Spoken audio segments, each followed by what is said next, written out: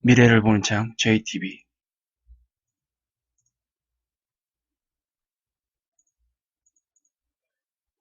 안녕하세요. JTB J입니다. 오늘은 미국 중러 패권 전쟁 한눈에 보기 하편인데요. 한반도에 대한 문제를 풀어보려고 합니다.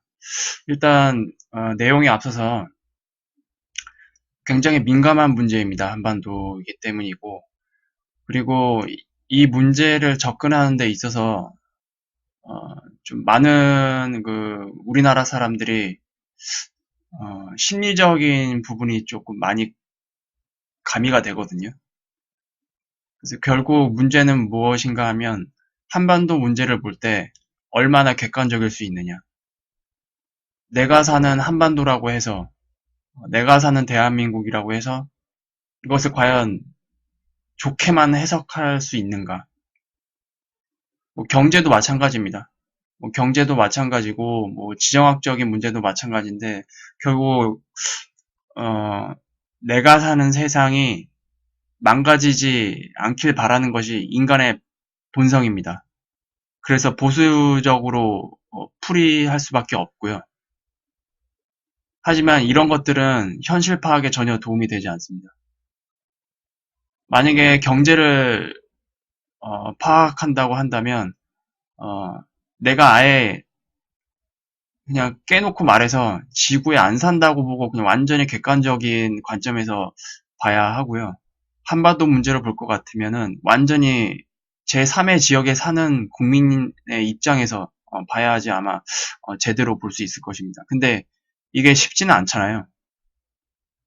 말로는 그게 맞지만 실상 우리는 대한민국에 살고 있기 때문에, 그리고 대한민국 국민이기 때문에 한반도가 항상 평화적으로 해결이 되었으면 좋겠고, 그리고 이 문제가 잘 해결이 돼서 좋은 세상으로 나아가길 바라는 것이 우리 마음속에 자리 잡고 있기 때문에, 이 문제를 객관적으로 접근한다고 해서 또 이 방송을 보는 많은 분들이 그것을 그대로 받아들일 거라고는 생각하지 않습니다.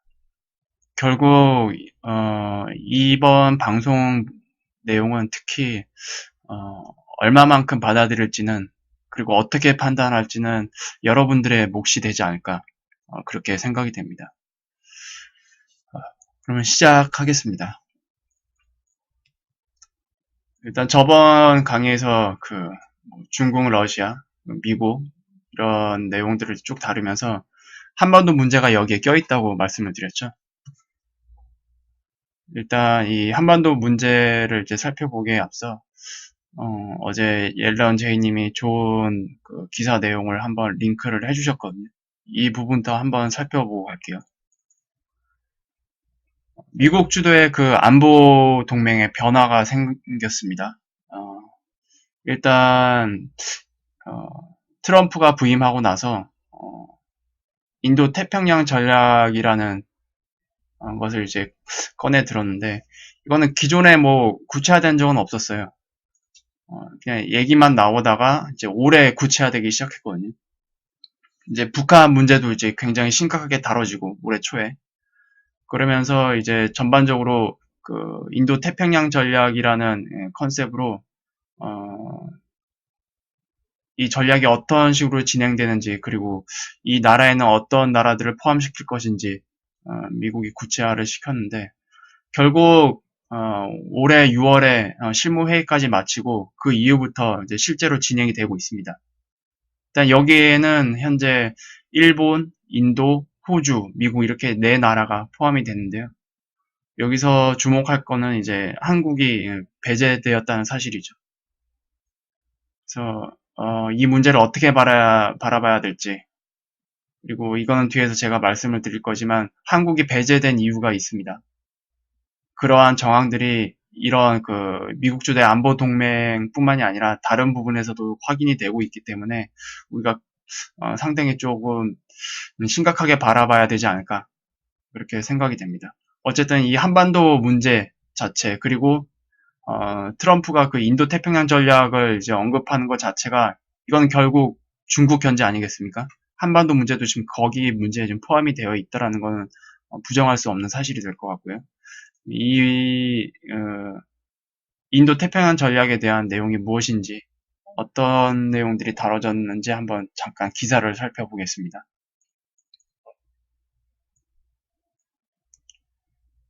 일단 인도 태평양 전략의 공식 명칭은 뭐 자유롭고 열린 인도 태평양, 맨 앞으로 잠깐 가져올게요. 인도 태평양이다. 여기에는 뭐 아베 신조가 꺼낸 아이디어인데, 아이디어는 아베가 꺼냈지만 구체화시킨 건 결국 트럼프였어요. 그래서 결국 미국, 인도, 일본, 호주 4개국이 이제 확정이 됐고, 제가 그 인도에 대해서 잠깐 이제 언급을 할 텐데요. 인도 총리가 저는 객관적으로 상당히 똑똑하다고 보고 있습니다. 굉장히 작두를 잘 타고 있어요. 인도는 정통적으로 친미 국가가 아니에요. 친미 국가가 아니고 굉장히 실리를 따지는 국가로 저는 알고 있거든요.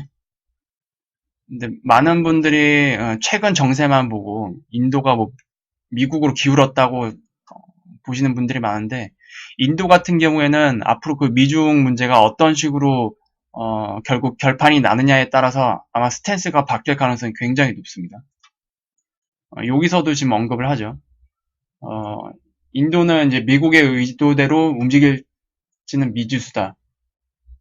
인도는 지난해 6월, 8월 도카라 지역에서 중국과 국가 분쟁을 겪었다. 이건 우리가 모두 아는 사실이죠. 그래서 중국과의 관계가 꽤 껄끄러워졌잖아요. 그래서 그 틈바구니를 이제 미국이 파고들었죠. 하지만 인도는 과거 냉전 시대부터 서방과 동구권 어느 쪽에도 가담하지 않는 비동맹 외교를 해온 전통이 강하다. 네, 맞습니다. 지금도 중국 주도의 아시아 경제 공동체인 영내 포괄적 경제 동반자 협정에 관심을 보이고 있다. 그러니까 중국 쪽에도 지금 한 달이 걸쳐져 있어요, 지금. 경제적인 부분에서. 나렌드라 모디 총리는 지난 6월 아시아 안보 정상회의에서 1대1로의 부작용을 비판하면서도, 하지만 1대1로의 그 부작용을 비판하기도 하죠.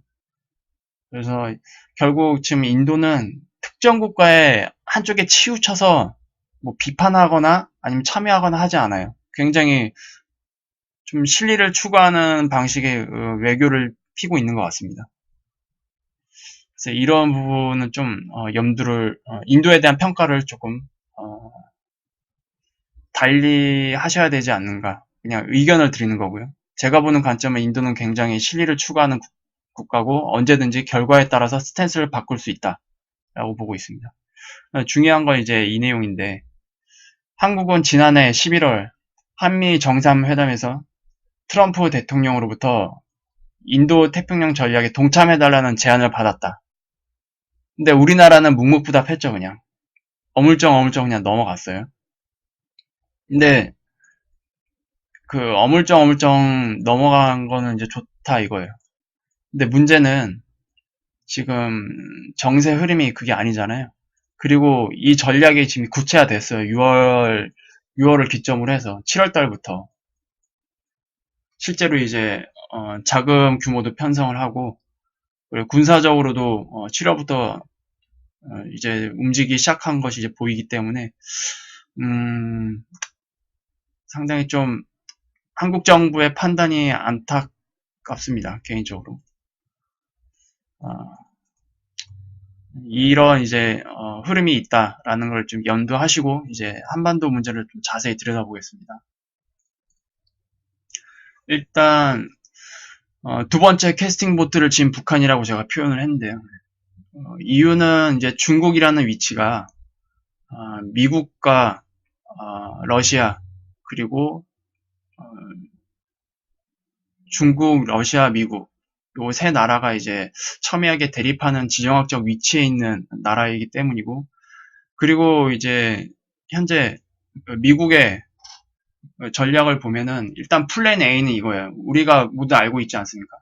북한을 어떻게든지 이제 비핵화를 시켜서 미국에 대한 위험을 제거를 하고, 그리고 이제 북한의 시장 개방 유도를 해서 민간 투자를 통해 경제적 이익을 얻고, 그리고 뭐 친미 전략으로 결국 중러를 견제하겠다. 뭐 최대 미국은 이 문제가 잘 풀렸을 경우 북한의 해구상까지도 제공하려는 의도가 있는 것 같아요. 그래서 이런 부분으로 봤을 때 이 플랜 A가 잘 풀려야만 대한민국의 현재 정부가 취하는 스탠스도 현명했다고 결론이 나겠죠. 근데 문제는 플랜 B예요. 비핵화가 실패했을 경우, 또는 북한이 계속 시간 끌기로 나와서 트럼프 정권이 생각하는 흐름대로 안 갔을 때, 그럼 어떻게 할 거냐? 결국 한반도를 무력 통일시켜서 중러를 견제할 거라고 저는 보고 있거든요. 어쨌든 한반도 자체가 중러를 견제하기 위해서 중요한 이제 전략적 요충지가 되잖아요. 플랜 A로 중러를 견제를 하든 플랜 B로 중러를 견제하든 방법은 결국 각각 이거밖에 없어요.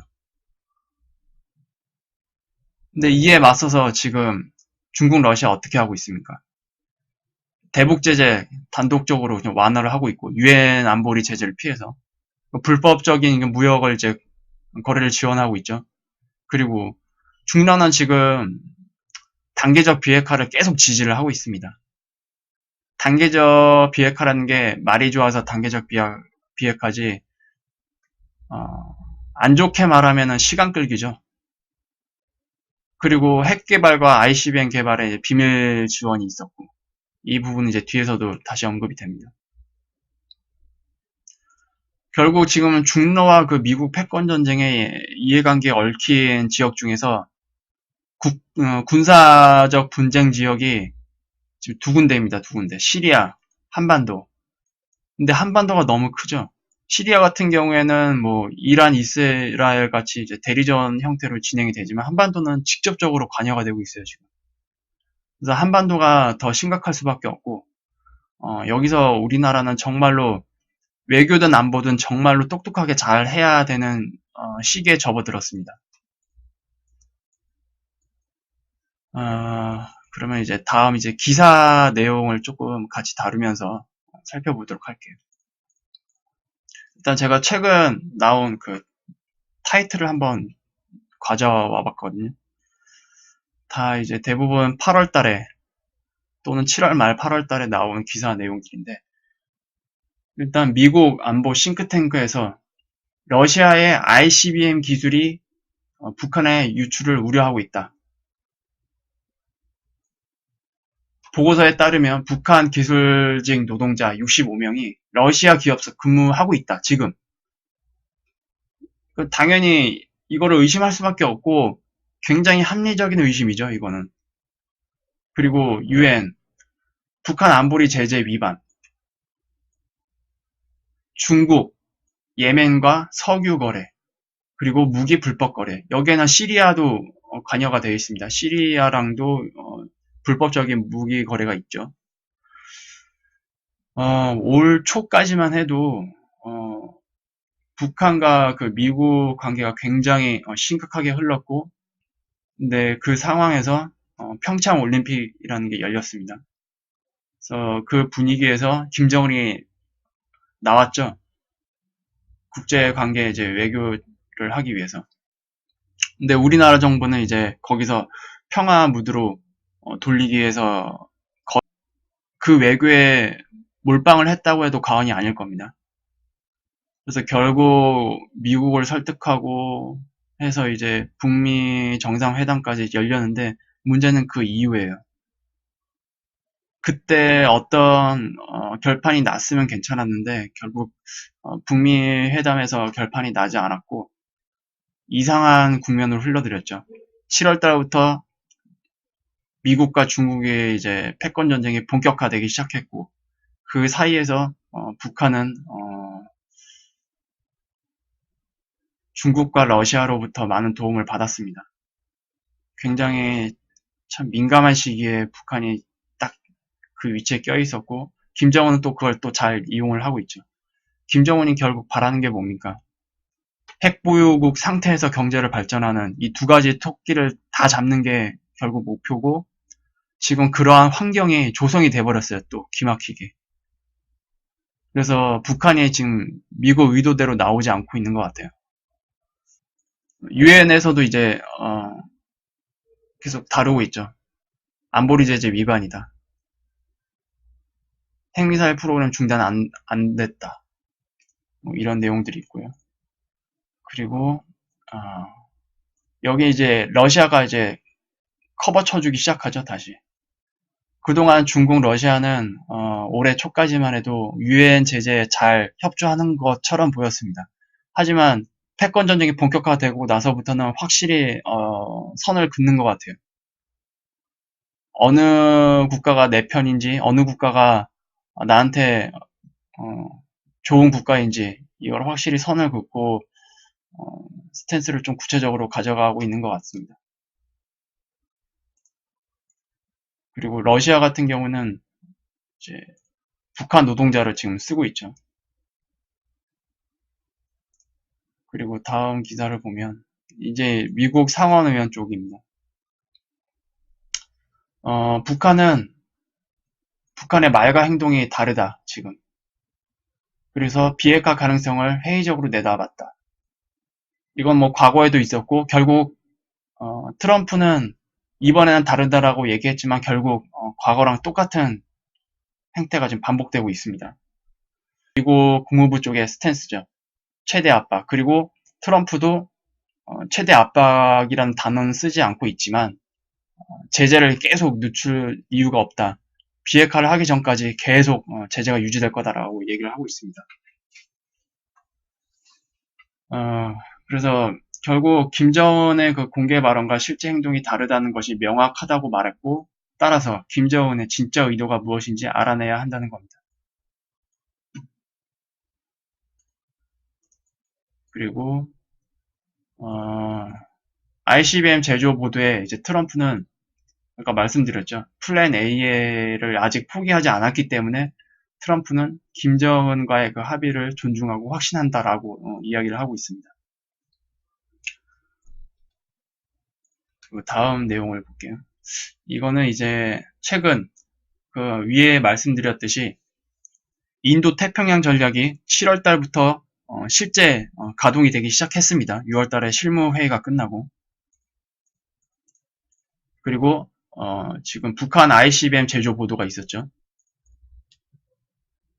결국 미국의 전략 자산이 다시 떴습니다. 첨단 정찰기가 지금 다 일본에서 출발을 해서 지금 한반도에 다 떠 있고요. 그래서 지금 상황을 굉장히 심각하게 본다는 증거겠죠. 그리고 이 부분도 참 어떻게 바라봐야 될지 모르겠지만, 그 나이트호크라고 아시나요, 혹시? 이미 이거는 스텔스이긴 한데 지금 신형 스텔스기가 운영되고 있기 때문에 동책 폐기가 결정이 됐어요, 이미. 공식 퇴역 절차를 걸치고 2008년에. 그런데 이게 올해 7월 중요하다고 말씀드렸죠. 7월부터 폭격 훈련장에서 비행이 목격되고 있습니다. 다시 이때 이 나이트호크 그 과거형을 조금 수리를 하고 업그레이드해서 실전 재배치를 하기 위한 훈련으로 전 생각을 하고 있고요. 그리고 과연 북한만 상대할 경우에는 이 나이트호크까지 굳이 꺼낼 이유가 없는데 왜 나이트호크까지 꺼냈을까? 라는 것도 생각을 해볼 수가 있습니다. 굳이 이것까지 동원해서 북한을 해결해야 하나? 미국 전력의 그 정도는 아니거든요. 그렇다라는 건 결국 미국은 북한 문제뿐만이 아니라 미중의 그 군사적 충돌까지 염두를 하고 있는, 그러니까 모든 자산을 다 꺼내고 있는 것 같아요, 지금. 그러니까 북한 문제라는 게 결국 까딱 잘못하면 미중 충돌까지 연결되는 그런 문제가 되지 않겠습니까? 그래서 지금 그것까지 염두를 하고 진행을 하고 있고, 그리고 이 모든 전략들은 인도 태평양 전략까지 연결되어 있다라는 거 염두하시고요. 그리고 이제 현재 7월부터 미국과 일본이 공동 훈련에 본격적으로 가동이 되기 시작했습니다. 뭐 우리나라 신문에는 뭐 거의 안 나오고 있죠. 우리나라 같은 경우에는 뭐 여전히 북한을 달래기 위한 정책들 위주로 뉴스가 나오고 있지만 7월부터 모든 게 바뀌었습니다. 지금 이미 미국과 일본은 공동 훈련에 이제 돌입을 하기 시작했고요. 그리고 참 이게 B-52 전투기인데 B-52 전투기 그 꼬리 상단에 보면은 이런 식으로 색깔이 구분이 되거든요. 빨간색 같은 경우 그리고 노란색 같은 경우에는 어느 소속 비행대인지만 다를 뿐 일반 폭격 임무를 담당하고 있습니다. 근데 파란색은 문제가 좀 틀려요. 핵공격 임무를 담당하고 있습니다. 이게 떴거든요. 한미 공동훈련에서. 그리고 이 B-52 폭격기 같은 경우에는 일본 자위대가 옆에서 보좌하는 이런 훈련을 이제 같이 하고 있어요. 이게 지금 7월 27일 이런 훈련을 했습니다. 7월 27일에. 그래서 결국 우리나라 같은 경우는 그 싱가포르 북미 회담 이후에 정치적인 문제 이후로 그리고 트럼프가 이제 플랜 A에 아직 포기를 하지 않고 있기 때문에 어떻게든 이제 북한과 합의를 이끌어내기 위해서 한미 연합 훈련을 중단을 했고 그리고 잠정 보류됐죠. 무기한 연기됐죠. 한미 훈련이. 상식적으로 한미 연합 훈련이 6개월, 1년 가까이 중단이 되면 사실상 그걸 실제 전력화하기는 굉장히 어렵거든요. 그러면 결국 트럼프는 플랜 B로서 미일 동맹을 택한 것 같아요. 지금 진행되는 상황으로 보면. 정리를 하자면 6월 그 인도 태평양 전략 실무회의 이후 모든 게 이제 구체화되기 시작했고 그리고 7월부터 한반도 플랜 B 전략에도 변화가 발생이 됐습니다. 저는 플랜 B를 트럼프의 그 보험이라고 저는 이름을 달아놨는데요. 어쨌든 플랜 A가 메인 전략은 맞습니다. 근데 메인 전략이 실패를 했을 경우에 뭔가 있어야 될 거 아니에요. 그게 플랜 B죠. 플랜 B를 거꾸로 말해서 우리는 그걸 보험이라고 표현을 해도 됩니다. 우리 같은 경우에도 지금 플랜 B로서 실물 자산을 준비하고 있잖아요.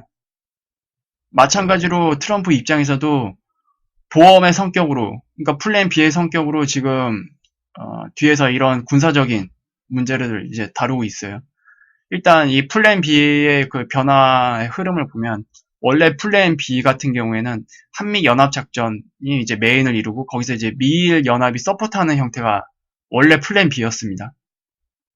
근데 중간에 여러 가지 이제 사건을 겪으면서 트럼프 입장에서는 친북 성향의 그 한국 정부는 플랜 B로 갈 경우에 걸림돌로 작용할 거다라고 우려를 하고 있는 것 같아요. 왜냐? 이미 앞서 그 인도 태평양 전략에 이제 동참을 요구했지만 여기 머뭇거리는 스탠스를 보였고요. 여기서 이제 한국 정부에 대한 이제 물음표를 가질 수밖에 없다고 생각합니다. 객관적으로 생각을 해서. 여러분들이 트럼프라고 생각을 해보세요. 미국 우선주의 정책을 들고 나오는 트럼프 입장에서는 당연히 이런 것들을 이제 염두를 했을 때, 과연 현재 한국 정부와 이 플랜 B를 같이 할 수 있을까? 과연 내가 진행하는 그 작전에 한국 정부가 찬성을 해줄까? 라는 이제 물음표를 봤을 때는 한국 정부가 아마 배제되는 것이 아마 합리적인 선택이지 않을까. 미국 입장에서 봤을 때. 그리고 두 번째 이유는 앞서 말씀드렸다시피 한미 연합 전력이 좀 축소됐고 훈련도 중단됐어요. 이 상태인데 과연 실제 플랜 B가 가동이 됐을 때 작전 수행을 제대로 할 수 있을까라는 의문을 달 수가 있습니다.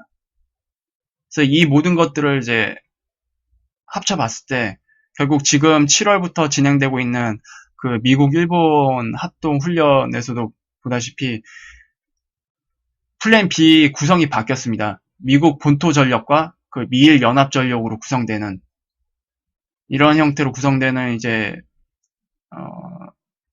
연합군이 사실상 한반도 유사시에 투입될 가능성이 높고 거기서 이제 파생될지도 모르는 그 미국과 중국의 충돌에서도 대비를 하려는 모습을 보여주고 있어요. 결국 이 과정에서 한국군이 배제되는 체제로 전환이 됐습니다. 7월 달부터. 이거는 객관적인 사실이고 외신에서도 그렇게 평가하고 있으니까 우리는 대한민국 사람인데 그렇게 볼 수 없다. 절대로 인정할 수 없다라고 접근할 수 있는 문제는 아닙니다. 냉정하게 봐야 되고요. 관련해서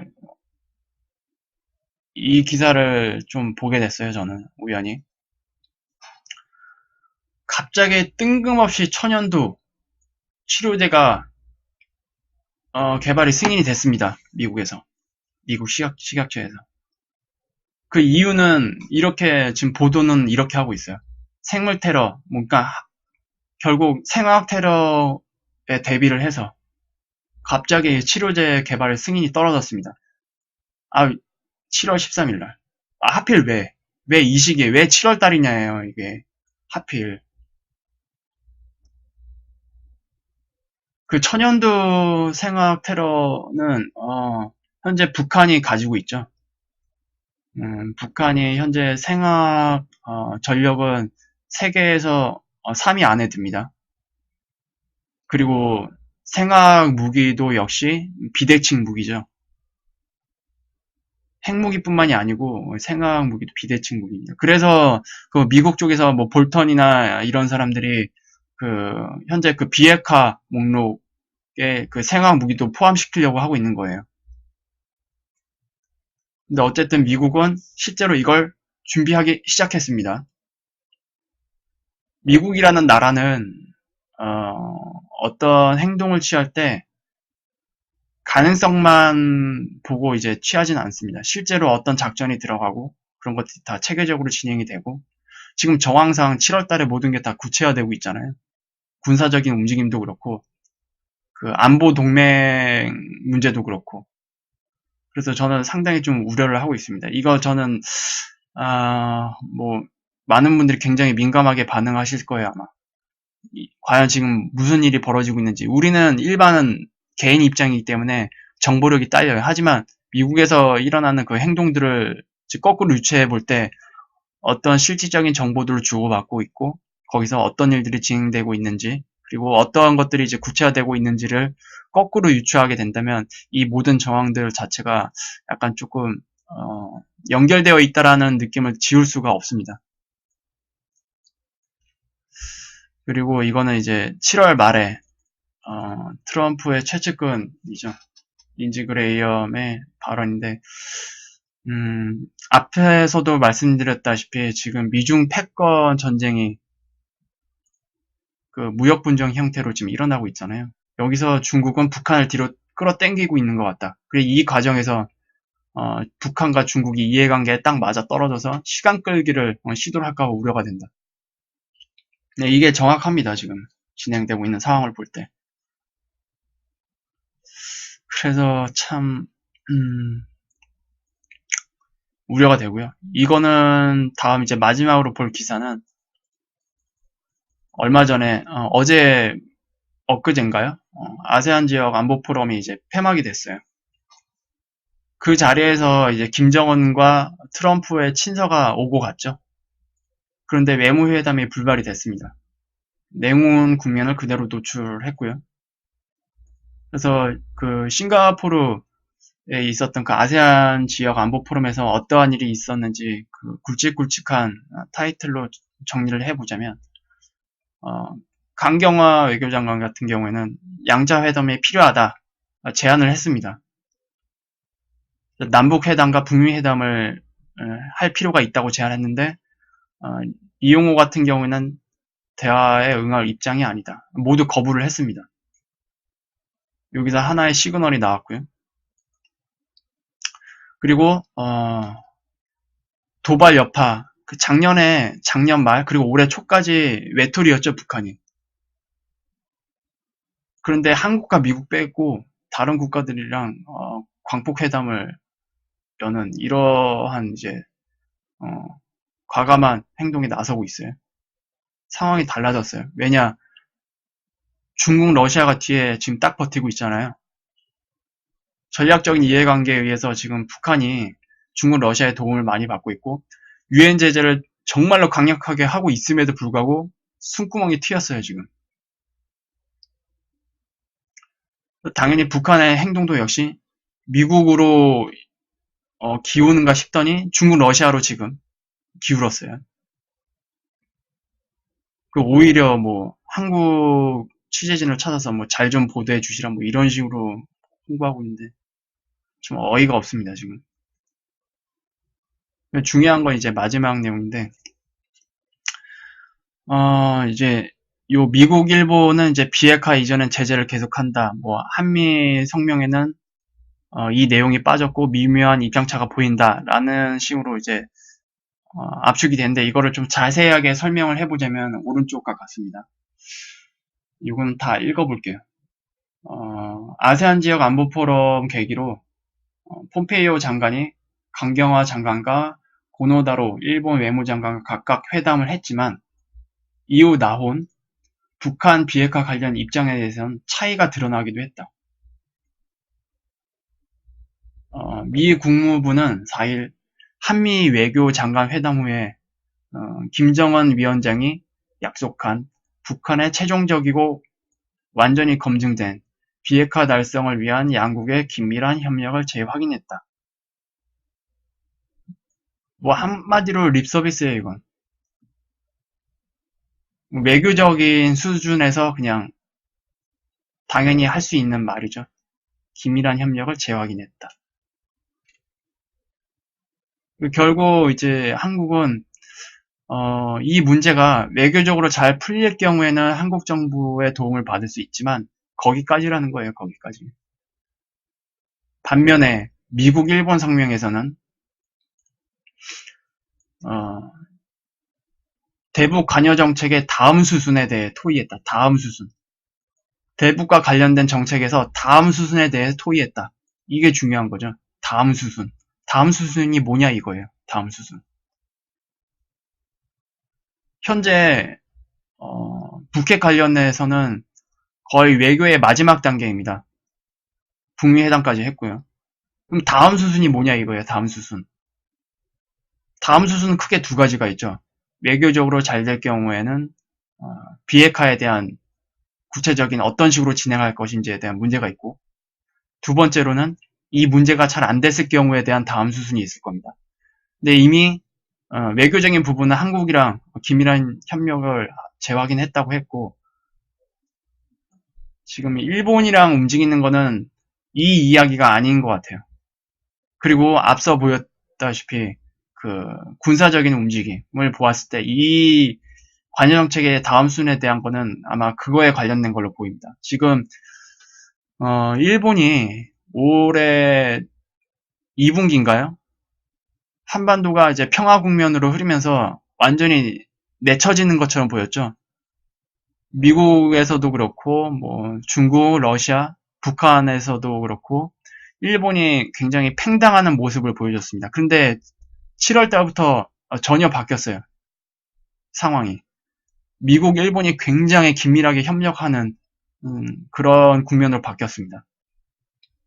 그래서 북한 비핵화 이전까지 대북 제재가 계속되어야 한다는 점에서도 두 장관의 의견이 일치를 이뤘다. 상당히 우려가 되는 대목이죠. 결국 중요한 건 뭡니까?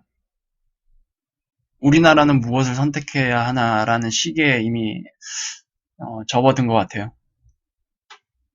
일단 기존에 사드 배치 당시에도 중국으로부터 최종 선택을 좀 강요를 받았습니다. 우리나라가 어느 쪽으로 쓸 건지.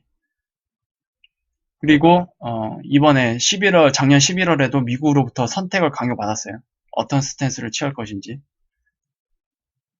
어쨌든 묵묵부답으로 했어요. 외교는 가능해요. 외교는 가운데 작두타기가 가능한데 문제는 이게 지금 국면이 미중 패권이 이제 본격적으로 부딪히는 국면에 진입했단 말이죠. 그리고 거기에 글로벌 경제 위기까지 우려가 되는 국면이고, 그리고 북핵 문제도 어떤 식으로든 결론이 나야 되는 국면입니다. 이게 다 겹쳐버렸어요, 지금. 지정학적 위치상 단순히 경제적인 것만 보고 계산할 수 없는 위치에 있기 때문에, 그리고 이 정황상 지금 우리는 이제 외교만으로 풀 수 없는 상태가 됐습니다.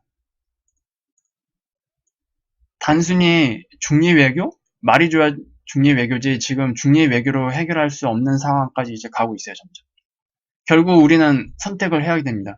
외교 전략을 우선을 둘 거냐, 안보 전략을 먼저 우선을 둘 거냐, 튼튼한 안보 전략 위에 외교 전략을 펼칠 것이냐, 아니면 안보 전략을 조금 미루더라도 외교 전략을 먼저 세울 것이냐. 제가 지지난 영상인가요? 제가 말씀드렸죠. 이건 제 개인적인 견해입니다. 사안에 따라서 반드시 보수적으로 풀어야 될 문제가 있고 진보적으로 풀어야 될 문제가 있다고 했습니다. 안보 같은 경우가 대표적이죠. 안보 같은 경우에는 보수적으로 푸는 게 맞습니다. 외교, 경제 다 중요하죠. 굉장히 중요합니다. 그거는 평시일 때 중요한 거고, 이런 모든 상황들이 이제 겹쳐지는 국면에서는 안보가 제일 중요합니다, 결국. 안보가 제일 중요할 수밖에 없어요. 아니, 안보가 되고 나서야 뭘 할 수 있는 거지, 안보가 되지 않은 상태에서는 이걸 할 수가 없어요. 우선순위가 이게 1번일 수밖에 없다고요. 냉정하게 생각해 보시면 답이 나올 겁니다. 근데 상황은 지금, 한국 정부가 배제되는 흐름으로 가고 있죠. 뭐, 여기서도 마찬가지고, 현재 그 한반도 플랜 B에서도 한국군이 배제됐고, 참, 자칫하면 낙동강 오리알 신세가, 될 수가 있습니다. 굉장히 심각한 상황이고요. 여러분들이 어떻게 판단하실지는 모르겠어요. 지금 우리나라의 그 한반도 관련 뉴스를 도배되고 있는 상황은 뭡니까? 한반도 관련 뉴스로 도배되고 있는 중요 내용들이 거의 다 뭐 이산가족, 그 다음에 뭐 북한 공연, 뭐 이런 것들 위주 아닙니까? 외신이 결국 정확해요. 외신이 보는 게. 지금 한국 언론은 한국 정부가 바라보는, 그리고 바라보고 싶어하는 유형의 그 뉴스를 쏟아내고 있긴 한데, 어, 지금 경제적인 것부터 해서 지금 미중 패권 전쟁이 얼마나 심각합니까? 지금 경제적인. 한국 잘 선택을 해야 돼요, 지금. 이런 상태에서. 과거에는 미중 패권이 본격적으로 부딪히지 않은 국면에서 북핵 문제도 있었고, 경제별 글로벌 위기도 있었어요. 근데 지금은 이게 다 그냥 겹쳐버렸잖아요, 지금. 과거 뭐 2008년 금융위기든, 아니면 뭐 닷컴 버블이든, 아니면 북핵 위기든, 다 따로따로 놀았었다고요, 그때는. 근데 지금은 이게 다 겹쳐졌잖아요, 지금. 그때와 지금이 다른 게 이거예요, 지금. 이건 뭐, 저희가 뭐 아무리 고민해도 어떻게 할 수 없죠, 이거는. 결국, 우리나라 정부가 택해야 될 문제고, 우리나라 정부가 얼마나 똑똑하고 민첩하게 행동하느냐. 지금은 이제 거의, 선택의 기로에 점점 내몰리고 있는 상황인 것 같아서 조금 우려스럽긴 한데, 모르겠습니다. 여러분들이 뭐 어떻게 보실지는 모르겠고, 어쨌든, 저는 지금 나오는 팩트 위주로, 여러분들한테 이제 방송을 했습니다. 그래서 이제, 어, 미국, 중국, 러시아 패권 전쟁 한눈에 보기, 그래서 한반도까지 해서 전체적으로 다 마무리가 됐고요. 굉장히 어려운 시기에 접어들었죠. 경제 지표로만 접근했을 때도 그렇고, 정치적, 지정학적 문제로 접근했을 때도 그렇고, 굉장히 어려운 시기입니다. 아마 지금 현재 우리나라뿐만이 아니라 전 세계에서 살고 있는 모든 사람들이 겪었던 그 시기 중에서 가장 위중한 시기가 되지 않았나 저는 생각이 듭니다. 그래서 이렇게 해서 하편까지 모두 이제 영상을 보내드렸고요. 좀 우려가 많이 됩니다. 과연 우리나라는 다가오는 그 혼돈의 시기에서 뭐 어떻게 될 것인지도 문제이기도 하고, 우리나라 정부가 얼마나 똑똑하게 움직일 줄까라는 거에 좀 의구심이 좀 들긴 하지만, 어쨌든 이런 정세 판단을 정말로 잘 해야 되는 국면에 있다라는 걸 저는 한국 정부한테 말해주고 싶고요. 우리나라 국회의원들 정말 정신 차려야 되는데 정신 안 차려 있는 거 알고 있습니다. 아마 앞으로도 정신 안 차릴 거고요. 뭐 각자 도생이죠. 뭐 할 수 있는 얘기가 뭐 그거밖에 더 있겠습니까? 그래서 다음 이제 영상 같은 경우에는 댓글로도 이제 몇 번 이제 요청이 왔었는데, 도대체 이제 하이퍼 인플레이션 말고 다가오는 위기에서 트럼프가 하려는 달러 리부팅은 과연 뭔가? 이제 미국 입장이라기보단 트럼프 입장이라고 보는 게 맞을 것 같아요. 트럼프 입장에서의 하고 싶어하는 리셋은 어떤 시나리오인가라는 거에 대해서 좀 자세히 설명을 해드리려고 합니다. 오늘도 유익한 정보가 되셨다면 구독, 좋아요 부탁드리고요. 그 구독 후에 그 설정해 보시면 구독 알람까지 하시면 제가 영상을 올려드릴 때 바로 푸시로 알람을 받으실 수 있거든요. 그 부분도 이제 같이 하시면 좋을 것 같습니다. 오늘 영상은 이렇게 마무리를 하겠습니다. 감사합니다. 좋은 한 주 되세요.